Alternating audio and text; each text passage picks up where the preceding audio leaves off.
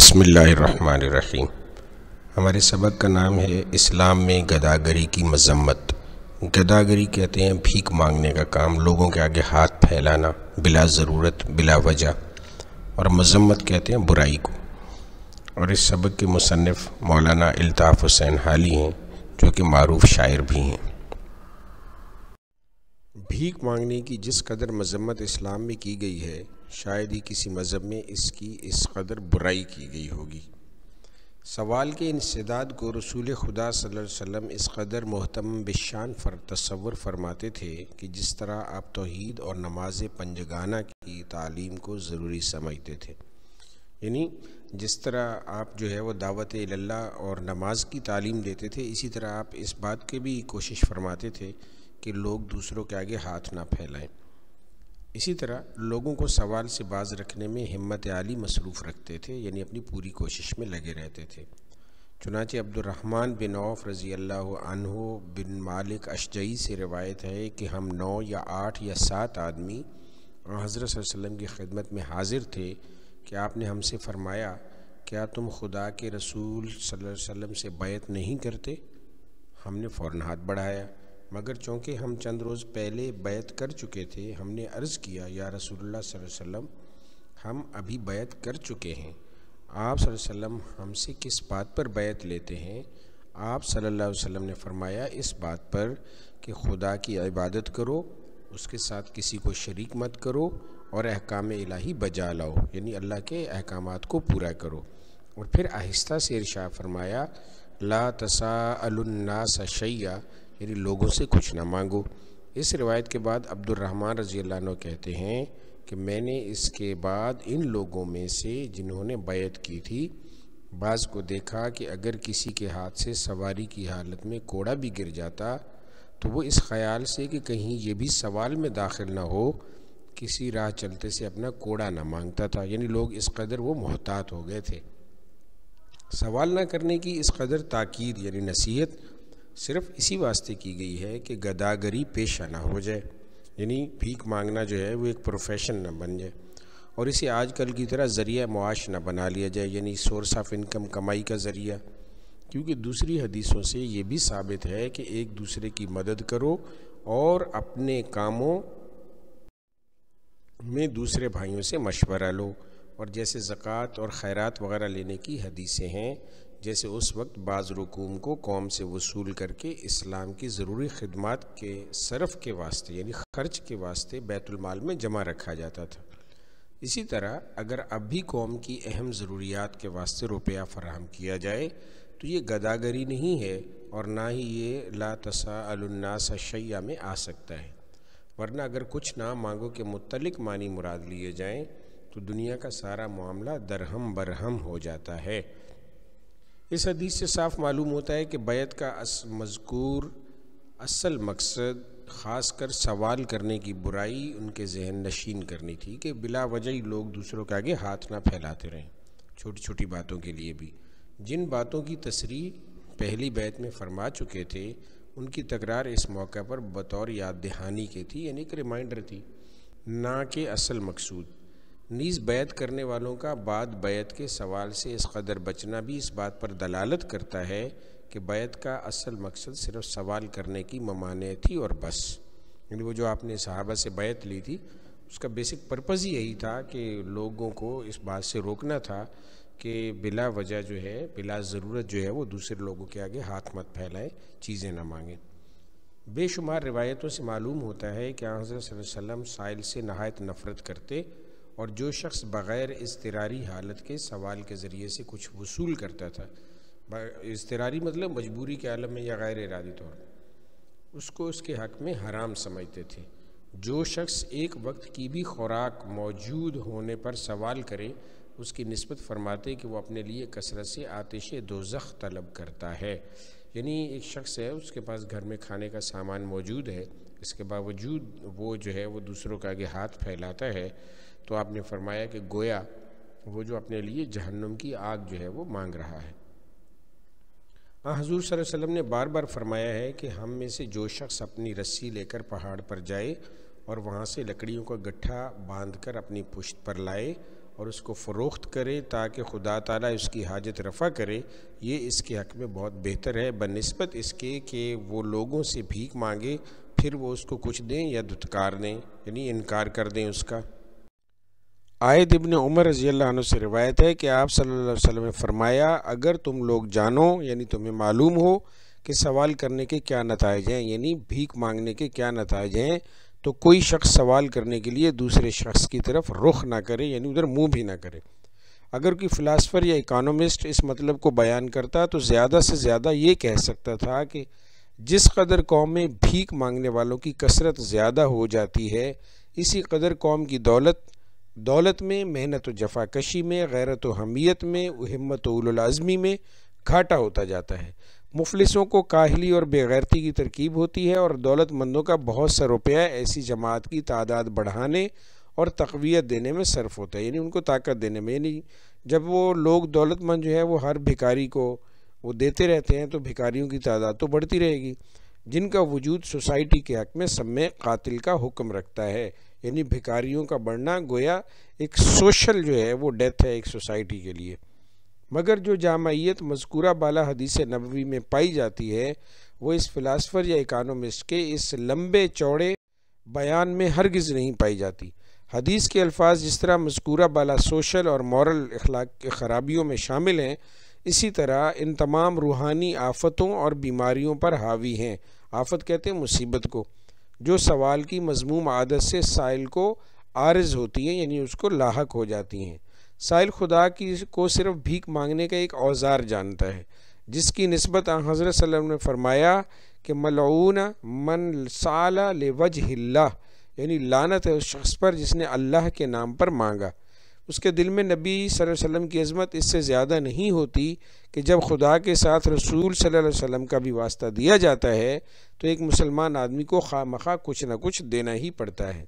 سائل اپنے اندوختے کو، یعنی سرمایے کو جو اس نے مانگ مانگ کر جمع کیا ہوا ہے، جو بھیک کے ذریعے اس نے پیدا کیا ہے، چھپاتا ہے اور باوجود استطاعت کے، یعنی طاقت اور ہمت ہونے کے باوجود اپنی ناداری کا اظہار کرتا ہے، یعنی اتنا مال بھی رکھا ہوا ہے پھر بھی کہتا ہے میں غریب ہوں، اور اس طرح کفران نعمت، دروغ گوئی اور مکاری کے سخت ترین گناہوں کو اپنی کامیابی کا ذریعہ گردانتا ہے، یعنی دوسروں کے آگے ہاتھ پھیلانا 3 بڑے گناہ کا مرتکب ہونا ہے، یعنی کفران نعمت یعنی اللہ کی نعمت کا انکار، دوسرا جھوٹ بول کر لوگوں کے آگے ہاتھ پھیلانا، اور تیسرا دھوکہ دینا۔ پس جن جامع الفاظ میں رسول خدا صلی اللہ علیہ وسلم نے بھیک مانگنے کی مذمت فرمائی ہے، اس سے زیادہ جامع الفاظ سمجھ میں نہیں آ سکتے۔ یہاں ایک بات قابل غور ہے، یعنی یہ کہ رسول خدا صلی اللہ علیہ وسلم نے سوال کرنے پر تو اس قدر لے دے کی ہے، یعنی برا بھلا کہا ہے، اس کو لعنت ملامت کی ہے کہ بے شمار حدیثیں سوال کی مذمت کے متعلق کتب احادیث میں موجود ہیں، مگر غیر مستحق سائلوں کا سوال پورا کرنے والوں کی مدح یا ذم، یعنی ان کی تعریف یا اس کی مذمت کہیں صراحت کے ساتھ نہیں فرمائی، یعنی وضاحت سے نہیں کہا بھئی یہ لوگ جو خامخواہ بھیک مانگتے ہیں تو جو لوگ ان کی مدد کرتے ہیں ان کو برا نہیں کہا۔ اس کی وجہ ادنا تأمل سے معلوم ہو سکتی ہے، ادنا مطلب تھوڑی سی، تأمل مطلب غور و فکر سے بھی معلوم ہو سکتی ہے کہ ایسا کیوں ہے۔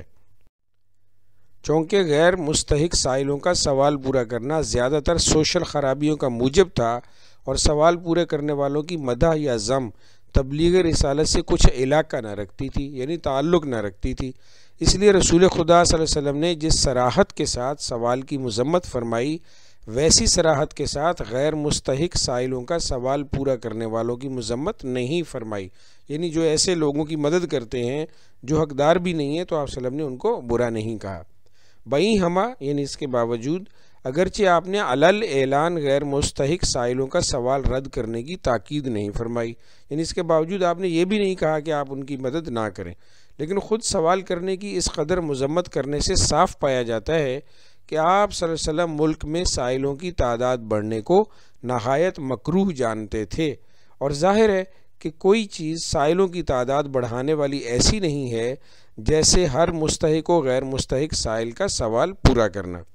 اس کے سوا متعدد روایتوں کے فحوائے کلام سے پایا جاتا ہے، یعنی بات کرنے کے طریقے سے،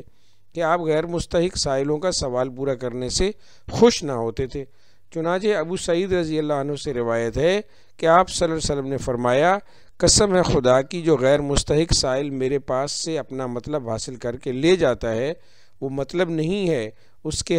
حق میں مگر ایک آگ۔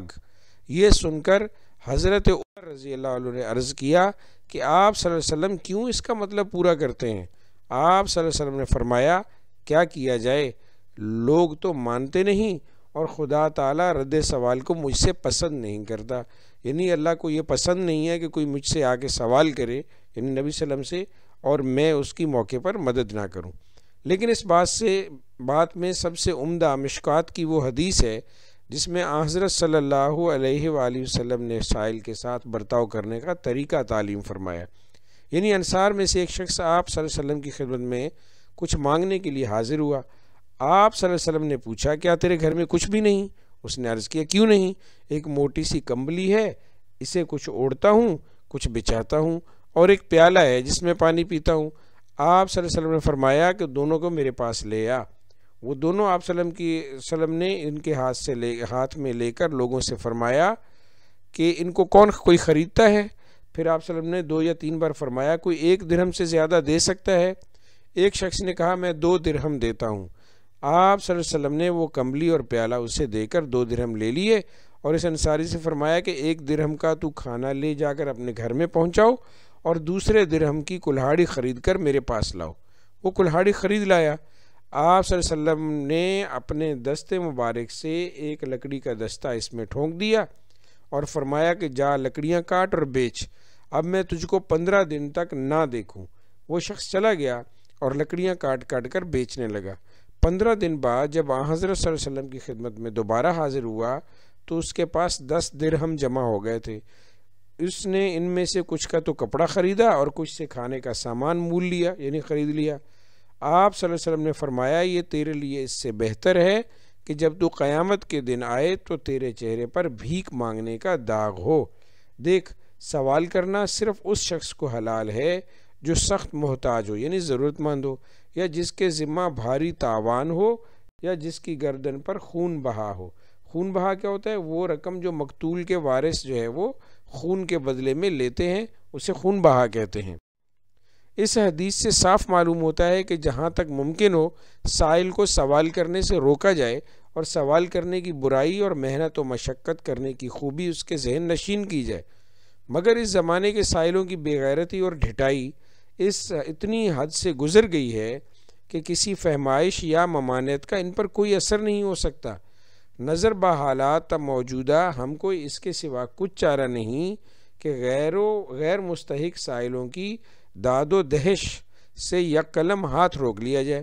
یعنی ان کی مدد جو ہے وہ کرنی چھوڑ دی جائے، اور جہاں تک ہو سکے مستحقین کی امداد کی جائے جو باوجود استحقاق کے کسی سے سوال نہیں کرتے، یا جو سخت مجبوری اور ناداری کی حالت میں سوال کرتے ہیں۔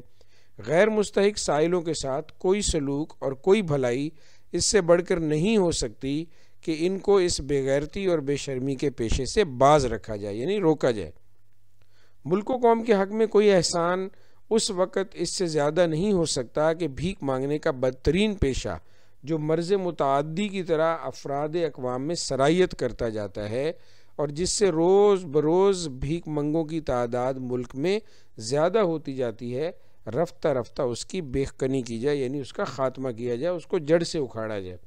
اب مرض متعدی لکھا ہے، یعنی ایسی بیماری جو متعدد مسائل کا سبب بنتی ہے۔ تاریخ بتاتی ہے کہ حضرت صلی اللہ علیہ وسلم کے بعد مدت دراز تک ممالک اسلامیہ میں سوال کرنا نہایت مذموم سمجھا جاتا تھا، اور طرح طرح سے اس کا انسداد کیا جاتا تھا۔ انسداد مطلب خاتمہ کیا جاتا تھا۔ روایت ہے کہ حضرت عمر رضی اللہ عنہ نے ایک سائل کی آواز سنی اور یہ سمجھ کر کہ بھوکا ہے اس کو کھانا کھلانے کا حکم دیا۔ تھوڑی دیر میں اس کی آواز پھر سنائی دی۔ معلوم ہوا کہ یہ وہی سائل ہے اور کھانا کھانے کے بعد اب پھر مانگتا ہے۔ آپ صلی اللہ علیہ وسلم نے اس کو بلوایا اور دیکھا کہ اس کی جھولی روٹیوں سے بھری ہوئی ہے۔ آپ رضی اللہ عنہ نے جھولی کا ایک سرا پکڑا اور اس کو اونٹوں کے آگے جھاڑ دیا اور فرمایا کہ تو سائل نہیں ہے، تاجر ہے۔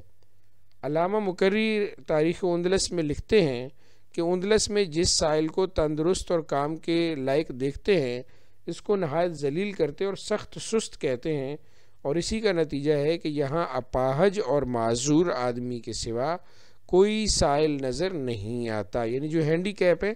صرف وہی جو ہیں وہ ہاتھ پھیلاتے ہیں، ورنہ ہر شخص محنت کر کے خود کماتا ہے۔ مگر افسوس اور نہایت ہی افسوس ہے کہ اس زمانے میں ہر ایک جگہ جس قدر مسلمان بھیک مانگتے نظر آتے ہیں، اس قدر اور کسی قوم کے آدمی نظر نہیں آتے۔ پس سب سے پہلے مسلمانوں کا فرض ہے کہ اپنے اپنے حدود اور اختیارات میں جہاں تک ان کی دسترس ہو اس نالائق اور کمینہ رسم کا انسداد کریں، یعنی خاتمہ کریں۔ دسترس ہو مطلب اختیار ہو۔ خاص کر ہمارے علماء اور واعظین کو لازم ہے کہ نہایت آزادی اور بے باکی کے ساتھ وعظ کی مجلسوں میں سوال کی مذمت جو حدیثوں میں وارد ہوئی ہے اور جو مضر نتیجے یعنی برے تکلیف دہ نتیجے سائلوں کی کثرت سے قوم کے حق میں پیدا ہوتے ہیں، اور اسراف اور فضول خرچی، یعنی یہ کہ مطلب اسراف بھی فضول خرچی کو کہتے ہیں، کہ برائی جو قرآن مجید میں جا بجا بیان ہوئی ہے عام مسلمانوں کے ذہن نشین کریں، یعنی انہیں بتائیں کہ کس طرح سے جو ہے وہ بھیک مانگنا قرآن و حدیث دونوں لحاظ سے جو ہے وہ غلط ہے، اور اس کے علاوہ فضول خرچی کرنا۔ خاص کر زنانی مجلسوں میں عورتوں کو جو ہر فقیر کو مستجاب الدعوات اور اس کی آواز کو غیب کی آواز سمجھتی ہیں، ان لوگوں کے مکر و فریب سے آگاہ کیا جائے، ان کے دلوں میں بٹھا دیا جائے کہ ہٹے کٹے بھیک مانگنے والوں کو کچھ دینا بجائے نیکی اور بھلائی کرنے کے الٹا گناہ کا مرتکب ہوتا ہے، کیونکہ جس قدر ایسے لوگوں کو دیا جاتا ہے اسی قدر مستحق بیواؤں، یتیموں اور ہمسایوں کی حق تلفی ہوتی ہے۔ اسی قدر بھیک مانگنے کا ناپسندیدہ پیشہ زیادہ رواج پاتا ہے، اور اسی قدر قوم میں کام کے آدمیوں کی کمی ہوتی ہے۔